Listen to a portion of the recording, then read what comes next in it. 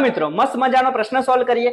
આ પ્રશ્ન ટેટ 1 2012 માં પૂછાયો છે અને આવા નવા પ્રશ્ન આગળની ટેટ 1 ની પરીક્ષામાં તમને જોવા મળશે। તો ચાલો, એક ખૂણાનું માપ અને તેના કોટિકોણના માપનો ગુણોત્તર 3:2 છે, તો તે ખૂણાનું માપ શોધો। તો સૌથી પહેલા કોટિકોણ, તો કોટિકોણ કોને કહેવાય? તો કોટિકોણ એને કહેવાય કે ભાઈ બે ખૂણા એવા કે માપનો સરવાળો કરીએ, આ માપ ખૂણો A હોય, આ માપ ખૂણો B હોય અને એમનો સરવાળો કરીએ અને સરવાળો 90 થાય, બરાબર? તો એમને એકબીજાના કોટિકોણ કહેવાય, સરવાળો 90 થવો જોઈએ, તો એકબીજાના કોટિકોણ કહેવાય। પછી ગુણોત્તર આપેલો છે, આ જે બે કોટિકોણ છે એમનો ગુણોત્તર 3:2 છે। હવે જ્યારે પણ વચ્ચે જેમ હોય તો આપણે સમજવાનું કે ભાઈ આની જોડે અને આની જોડે કોઈ એક સંખ્યા ગુણાયેલી હશે, કઈ છે ખબર નથી, તો આપણે ધારી લઈએ x, તો આ થઈ ગયા તમારા 3x, આ 2x। હવે આ બે ખૂણા કેવા છે? તો કોટિકોણ। કેવા છે? કોટિકોણ। તો બે નું આપણે જો સરવાળો કરીએ તો કેટલો થશે? તો 90, તો બરાબર 90 લખાય।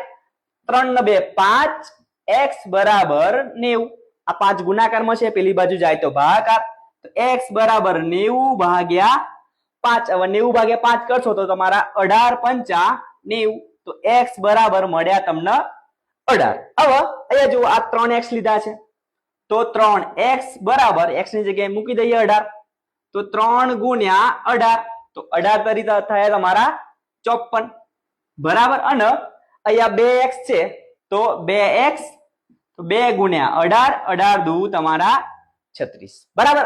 હવે જુઓ, અહીંયા સૌથી જે મોટો ખૂણો હશે એ તમારો 54 બની ગયો, સૌથી નાનો છે એ તમારો 36 બની ગયો। હવે અહીંયા કયો પૂછ્યો છે? તો તે ખૂણાનું માપ શોધો। તો આ જે ખૂણો છે એ ખૂણાનું માપ અને તેના કોટિકોણના માપનો ગુણોત્તર, એટલે ભાઈ એ જે ખૂણો છે એ મોટો છે, કયો છે? મોટો ખૂણો છે, તો કેટલું આવશે ગાડી? 54। તો આપણો અહીંયા 54 દેખાય છે, તો હા, તો ભાઈ આ 54 આપણો જવાબ, બરાબર? અને જો કદાચ તમને નાનો કીધો હોત તો અહીંયા તમારો જવાબ કયો આવત? તો 36, બરાબર? અહીંયા તમને સ્પેશિયલ કીધું નથી, પણ આપણે સમજવાનું છે કે ભાઈ મોટો આપણો ખૂણો અહીંયા લેવાનો છે। તો સરસ મજાનું આવું ગણિત અને રીઝનિંગ શીખવા મને એટલે ભાઈ હેમાંગ માછીને ફોલો કરતા જાઓ, અને તમારા જેટલા પણ મિત્રો છે કે જે ટેટ 1 અથવા તો બીજી કોઈ તૈયારી કરે છે તેમને આ વિડીયો અવશ્ય મોકલી આપજો। Thank you.